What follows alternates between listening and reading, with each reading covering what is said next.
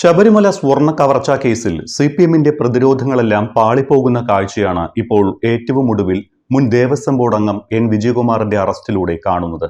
സ്വർണ്ണ കവർച്ചാ കേസിന്റെ കൂടുതൽ വിശദാംശങ്ങൾ ലഭ്യമാകാൻ വിജയകുമാറിന്റെ അറസ്റ്റ് വഴിയൊരുക്കുമെന്നാണ് പ്രത്യേക അന്വേഷണ സംഘം കരുതുന്നത്.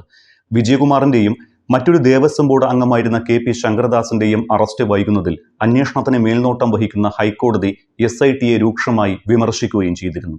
അതിനിടയിലാണ് അപ്രതീക്ഷിതമായി നാടകീയമായി SIT ഓഫീസിലെത്തി വിജയകുമാർ കീഴടങ്ങിയത്. വിജയകുമാറിനെ ജനുവരി 12 വരെ റിമാൻഡ് ചെയ്യുകയും ചെയ്തു. ഈ മാസം 31 തന്നെ ഇയാളുടെ ജാമ്യാപേക്ഷ പരിഗണിക്കുകയും ചെയ്യുന്നുണ്ട്. സ്വാഭാവികമായും ജാമ്യം കിട്ടില്ല. SITക്ക് ഇയാളെ കസ്റ്റഡിയിൽ വിട്ടുകൊടുക്കുകയും ചെയ്യും. തീർച്ചയായും വിജയകുമാറിന്റെ അറസ്റ്റും കീഴടങ്ങലും നൽകുന്ന സൂചനകൾ SIT അന്വേഷണത്തിൽ അമാന്തം കാണിക്കുന്നില്ല എന്ന് തന്നെയാണ്. കാരണം വിജയകുമാർ ഏത് നിമിഷവും അറസ്റ്റ് ഭയന്നാണ് കഴിഞ്ഞിരുന്നത് എന്നാണ് ഈ കീഴടങ്ങളിൽ നിന്ന് മനസ്സിലാകുന്നത്. അറസ്റ്റ് വൈകിച്ചത് തന്നെ വിജയകുമാറിനെ പാർട്ടിയിലുള്ള സ്വാധീനമാണ് തെളിയിക്കുന്നത്. പാർട്ടിയും തങ്ങളുടെ സർവ്വസന്നാഹങ്ങളും ഉപയോഗിച്ച് വിജയകുമാറിന്റെ അറസ്റ്റ് തടയാൻ ശ്രമിച്ചുവെന്നാണ് ഈ കീഴടങ്ങൾ പോലും ഇത്രയും നീണ്ടതിൽ നിന്ന് മനസ്സിലാക്കേണ്ടത്. ഒടുവിൽ ഗത്യന്തരമില്ലാതെ പാർട്ടിക്കും വിജയകുമാറിന്റെ അറസ്റ്റിന് വഴങ്ങേണ്ടി വന്നു എന്ന് വിലയിരുത്താം. കാരണം പാർട്ടിക്കുള്ളിൽ നിന്ന് തന്നെ ശബരിമല സ്വർണ്ണ കവർച്ച തിരിച്ചടിയായെന്ന വിലയിരുത്തലും പത്മകുമാറിനെ സംരക്ഷിച്ചത് തെറ്റിദ്ധാരണ ഉണ്ടാക്കിയെന്ന വിമർശനവും ഉയർന്നു തുടങ്ങിയിട്ടുണ്ട്. കഴിഞ്ഞ ദിവസത്തെ CPM സംസ്ഥാന സമിതി യോഗത്തിൽ ഉയർന്നു വന്ന വിമർശനവും ഇതായിരുന്നു.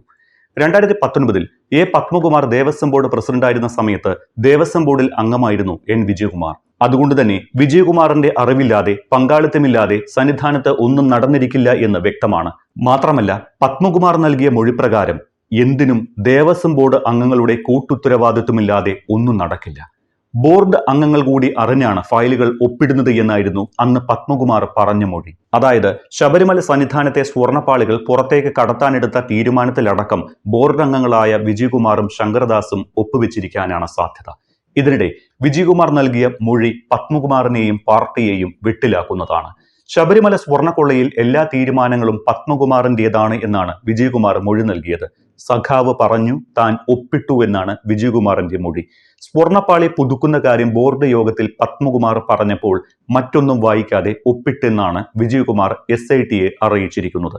എല്ലാ തീരുമാനങ്ങളും പത്മകുമാറിൻ്റെതായിരുന്നു.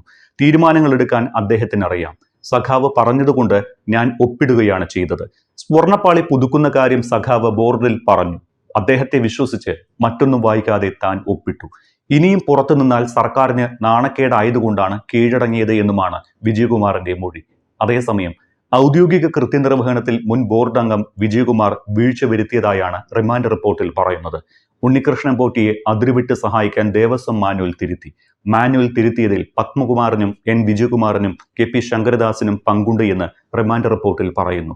മിനിറ്റ്സിലെ തിരുത്തൽ പത്മകുമാർ രണ്ടുപേരെയും അറിയിച്ചു. മൂവരും അറിഞ്ഞുകൊണ്ടാണ് പാളുകൾ പോറ്റിക്ക് കൊടുത്തുവിട്ടത് എന്നും റിമാൻഡ് റിപ്പോർട്ടിൽ പറയുന്നുണ്ട്. സാമ്പത്തിക ലാഭം ആഗ്രഹിച്ച് ഇരുവരും പത്മകുമാറിനെ കൂട്ടുനിന്നുവെന്നും SIT കണ്ടെത്തിയിട്ടുണ്ട്. വിജയകുമാറിന്റെ ഈ ചോദ്യം ചെയ്യലിനെ CPM ഭയന്നതുകൊണ്ടാണ് ഇത്രയും കാലം അറസ്റ്റ് വൈകിച്ചത് എന്ന് സംശയിച്ചാലും തെറ്റു പറയാൻ സാധിക്കില്ല. വിജയകുമാറിന്റെ മൊഴി അത്രത്തോളം CPMനെ പ്രതിരോധത്തിലാക്കുന്നതാണ്. വിജയകുമാർ കൂടി ഉൾപ്പെട്ട സ്വർണ്ണക്കടത്തിൽ ഇനി മറ്റാരൊക്കെ ഉൾപ്പെട്ടിട്ടുണ്ട് എന്നറിയണമെങ്കിൽ അദ്ദേഹത്തെ കസ്റ്റഡിയിൽ വാങ്ങി ചോദ്യം ചെയ്യണമെന്ന് SIT കണക്കുകൂട്ടുന്നു. ഇതോടെ ശബരിമല സ്വർണ്ണ കവർച്ചയിലെ ഉന്നതരുടെ ഇടപെടലിന് കൃത്യമായ വിവരം വിജയകുമാറിൽ നിന്ന് ലഭിക്കും എന്ന് തന്നെയാണ് പ്രതീക്ഷ. സ്വാഭാവികമായും ഈ ഉന്നതരുടെ പങ്ക് എന്നത് CPMനെ വെട്ടിലാക്കുന്നതായിരിക്കും. മുൻ ദേവസ്വം മന്ത്രിമാരിലേക്ക് കൂടി അന്വേഷണം നീളുമോ എന്ന ആശങ്ക CPMനെ നല്ലോണം ഗ്രസിച്ചിട്ടുമുണ്ട്. മന്ത്രിമാർ അറസ്റ്റിലായില്ലെങ്കിലും ഒരുപക്ഷെ മറ്റു ഉന്നതരിലേക്ക് കൂടി നീണ്ടാൽ CPMന് അത് വലിയ പ്രഹരമാകും. ആ ആശങ്ക തന്നെയാണ് അറസ്റ്റ് വൈകിക്കുന്നതിലൂടെ സമ്മർദ്ദം ചെലുത്തുന്നതിൽ എത്തിച്ചതും എന്ന് പറയാം. പത്മകുമാർ അധ്യക്ഷനായ ബോർഡിലെ അംഗമായിരുന്ന വിജയകുമാർ കീഴടങ്ങിയതിന് പിന്നാലെ സമ്മർദ്ദം താങ്ങാനാകുന്നില്ല എന്നാണ് അദ്ദേഹം പറഞ്ഞത്. അഭിഭാഷകനാണ് പത്മകുമാറിനെ ക്രൈംബ്രാഞ്ച് SIT ഓഫീസിൽ എത്തിച്ചത്. താൻ ഒരു കുറ്റവും ചെയ്തിട്ടില്ല എന്നൊക്കെയാണ് വിജയകുമാർ പറയുന്നത്. പക്ഷേ കാര്യം എന്തായാലും പത്മകുമാറിന്റെ കാലത്ത് ബോർഡ് അംഗമായിരുന്ന വിജയകുമാർ സ്വാഭാവികമായും പത്മകുമാർ ഒപ്പിട്ട രേഖകൾ കണ്ടിരിക്കുമെന്ന് ഉറപ്പാണ്. അതേക്കുറിച്ച് ചോദിച്ചറിയുന്നതിനായി വിജയകുമാറിനെ കസ്റ്റഡിയിൽ തനിച്ചും പത്മകുമാറിനൊപ്പം ഒന്നിച്ചിരുത്തിയും ചോദ്യം ചെയ്യേണ്ടതുണ്ട് എന്നാകും അന്വേഷണ സംഘം ഹൈക്കോടതിയെ അറിയിക്കുക. കസ്റ്റഡി അനുവദിക്കുമെന്ന് തന്നെയാണ് SIT പ്രതീക്ഷിക്കുന്നത്. ഇത് ഇനിയും CPMനുണ്ടാക്കുന്ന രാഷ്ട്രീയ തിരിച്ചടി ചെറുതൊന്നുമാകില്ല.